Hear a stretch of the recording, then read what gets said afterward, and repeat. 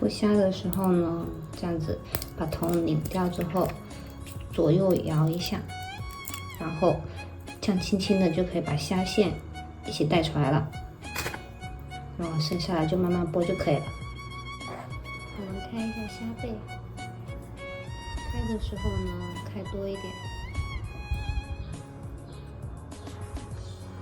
开大一点，背开大一点，等一会儿煮的时候虾球会开的比较漂亮。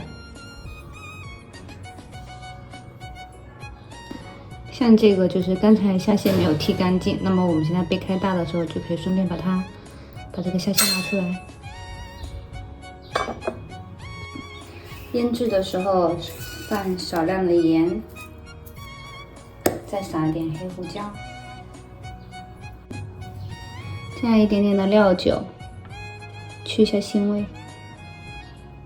再加少量的淀粉，让虾仁能锁住水分，然后给它抓匀，腌制一会儿。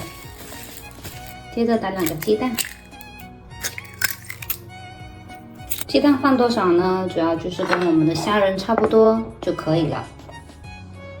接着往鸡蛋里面加一点点盐，加一点胡椒粉，再加一点醋，可以去除鸡蛋的腥味。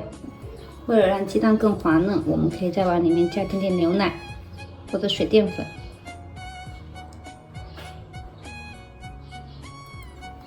虾呢要在锅里面稍微炸一下，所以油稍微要放多一点，火要小一点，免得把虾球炸焦了。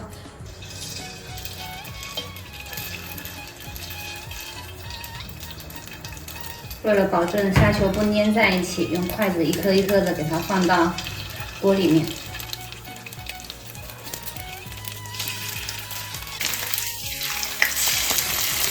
先不着急翻面，等虾稍微定型了再来。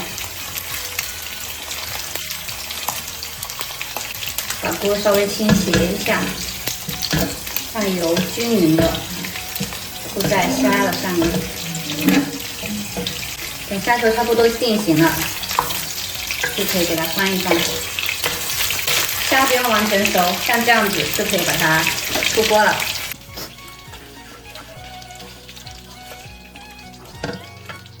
接着把蛋和虾倒到锅里，不用太大的火，太大的火容易焦掉。